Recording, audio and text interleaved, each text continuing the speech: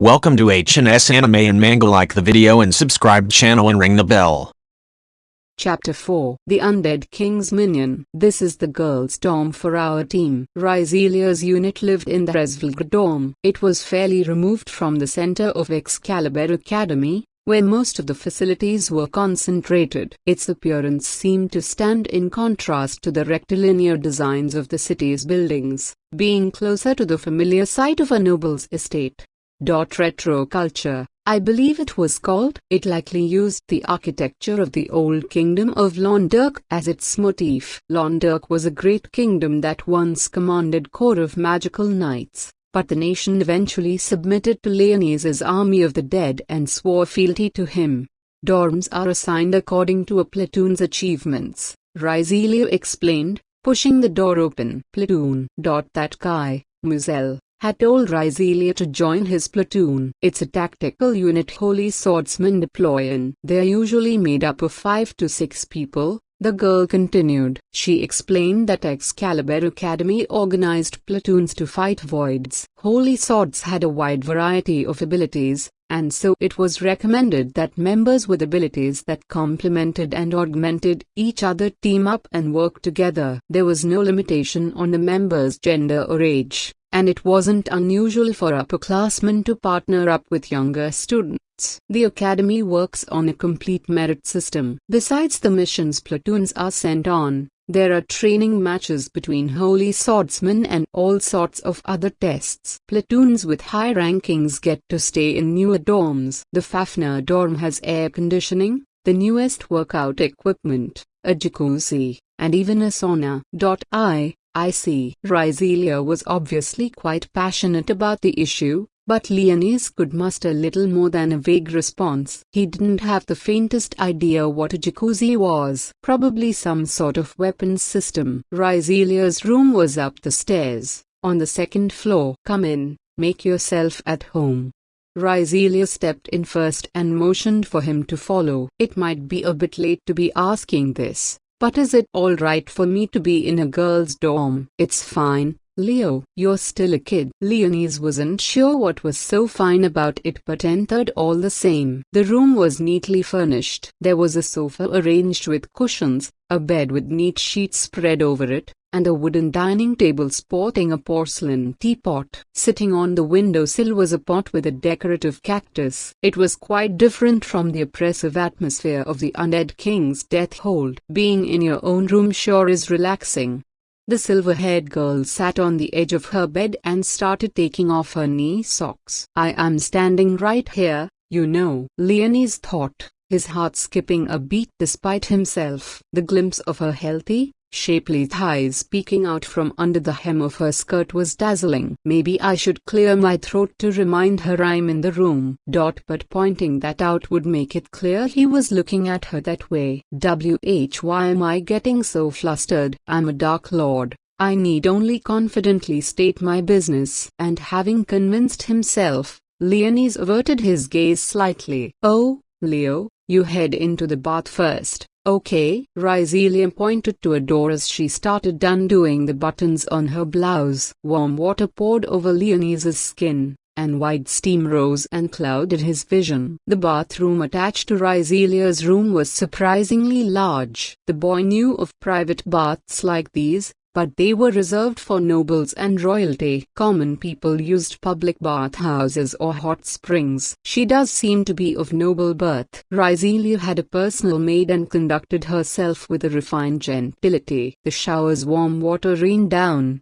drenching the undead king's black hair. This must be some magic apparatus employing water and fire sorcery. Curious, he looked at the shower's stopper. It was engraved in the shape of a lion. It had been designed to work with even the tiniest mana reaction. It was hard to believe something as advanced as this could exist while sorcery had been entirely forgotten. In Leonis's day, sorcery was a unique power reserved for those with the talent to use it. But in this age, mankind had developed technologies that allowed almost anyone to make use of them. And thus sorcery, which requires natural ability, became unnecessary. Sorcery was cast aside, but with the appearance of a new enemy, voids, mankind developed a new weapon to oppose them. Holy swords, an unusual power that differed from sorcery on a fundamental level. It likely wasn't a power that originated in this world. He had nothing to confirm that, but the Dark Lord felt as much. Ryzelia had called it a gift the planet bestowed upon humanity. But does the planet really have that kind of power? Voids,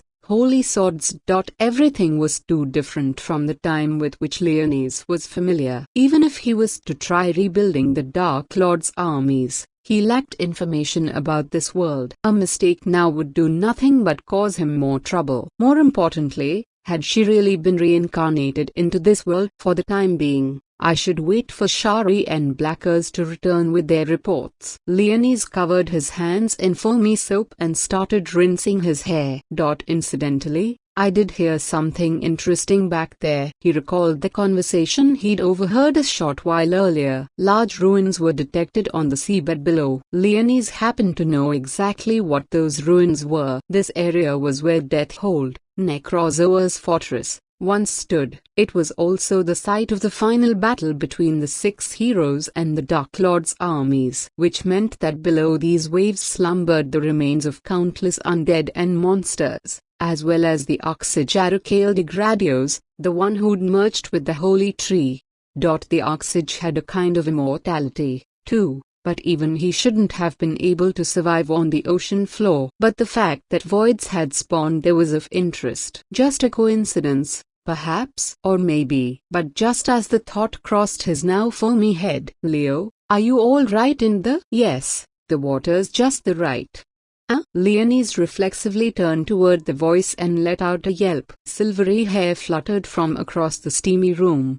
Skin as white as virgin snow. A pair of breasts appeared before his eyes. Leonis almost knocked over a bucket. What's wrong, Leo? Ryzelia asked in surprise. Why? The undead king fell, his bottom colliding with the tiled floor. In his panic, he forgot to even cover his face with his hands, giving him a perfect view of her gorgeous nude form. Wet silvery locks clung to her bare skin. It was as if the goddess of the moon had descended to the earth. What? Are you embarrassed at me seeing you naked? Boys shouldn't get embarrassed over that. No, I'm not the one who should be embarrassed here. The thought all but screamed in Leonis's mind.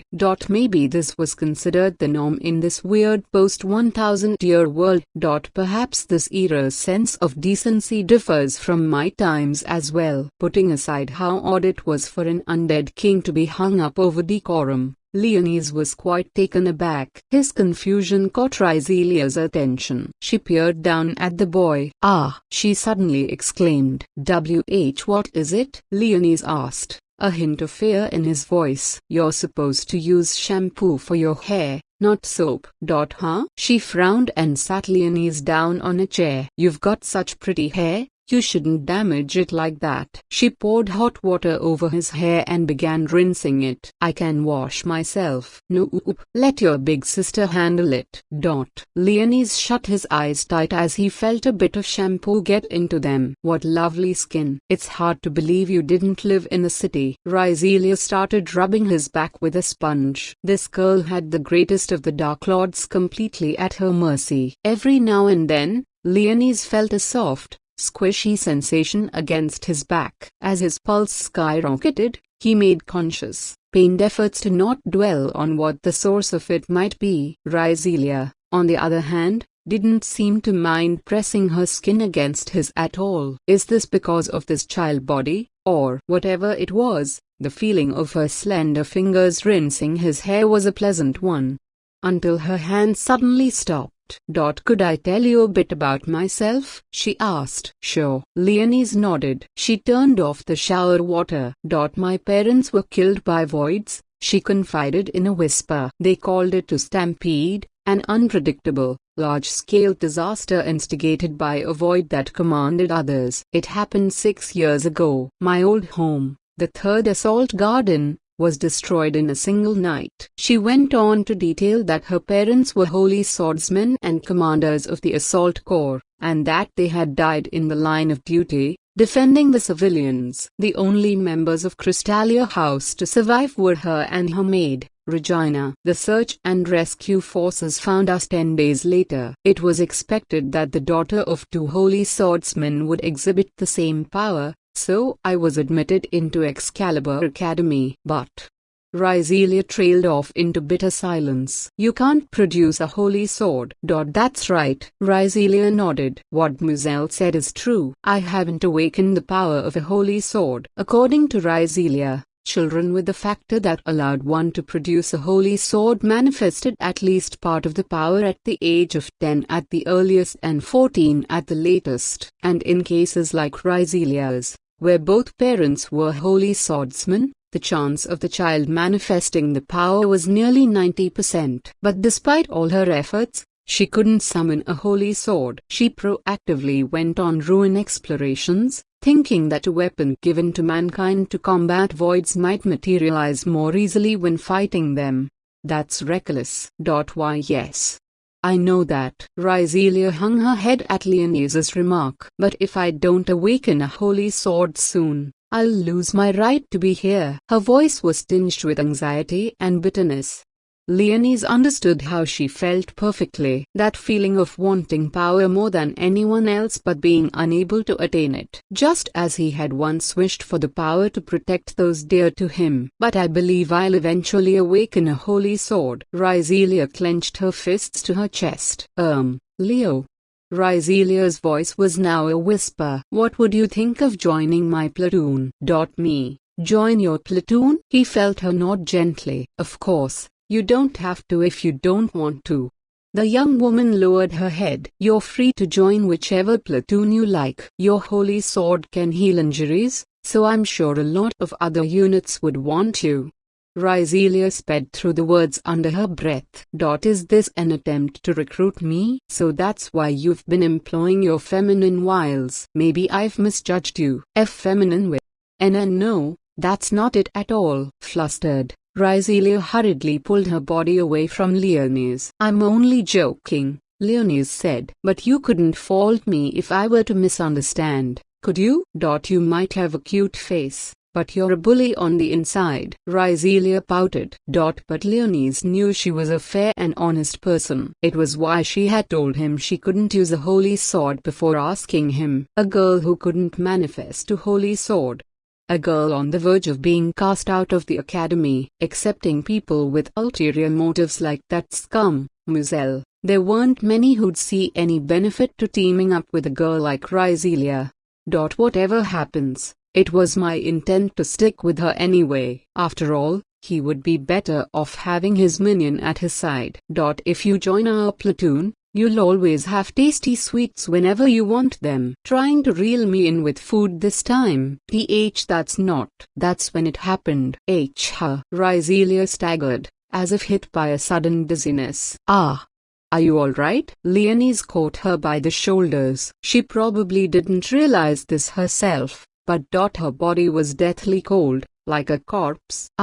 Sorry, I'm suddenly feeling very weak. Looks like she's about to reach her limit. The girl's breathing rapidly became labored, and the light began fading from her ice blue eyes. Leonie leaned her against the wall, so as to place her in a more comfortable position. I'm sorry, I lied to you. Rizelia looked up at Leonie with a dazed expression. What I used to heal you.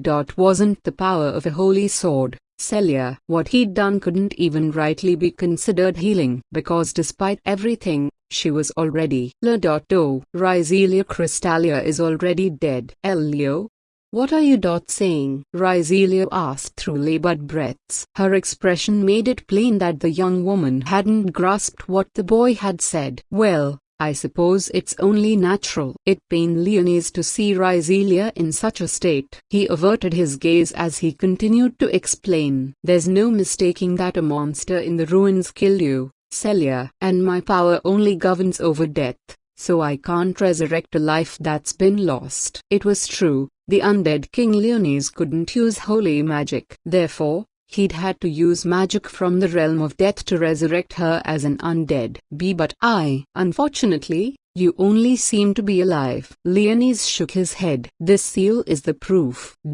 A crimson seal surfaced on her thigh. What is this? A 10th order spell called Create Elder Undead. Honestly, it was a gamble whether it would succeed or not. It could have just as easily reduced you to ash or made you into a mindless ghoul. However, the actual result far exceeded the Undead King's expectations. A seal that shone blood red only surfaced on those undead minions of the highest level and power. You're a vampire queen, the highest rank possible for an undead being. In order to become a vampire queen, one needed the kind of noble soul that was worthy of being a ruler of the night. It also required that the subject be a pure, unsullied maiden. A.ngh. Vampire. KHH. Ga. Rizelia moaned. Don't worry, it's just your mana reserves running low. Bear with it just a bit longer. Leonese knelt next to her, tracing the seal on her thigh with the tip of his finger. The boy let some of his massive mana reserves flow into it. Rizelia bit her lip, as if to suppress an indecent moan. Ah! Huh! NNN. The pale blue of Rizelia's cloudy eyes turned a burning crimson. She gave an audible swallow. NNN. Her first mana shortage-induced vampiric impulse was an intense one. It wasn't a condition that could be controlled with any kind of mental fortitude. Leonese stuck out his thumb at the girl. Rizelia ran her tongue over it in a daze before sinking sharp teeth into the flesh.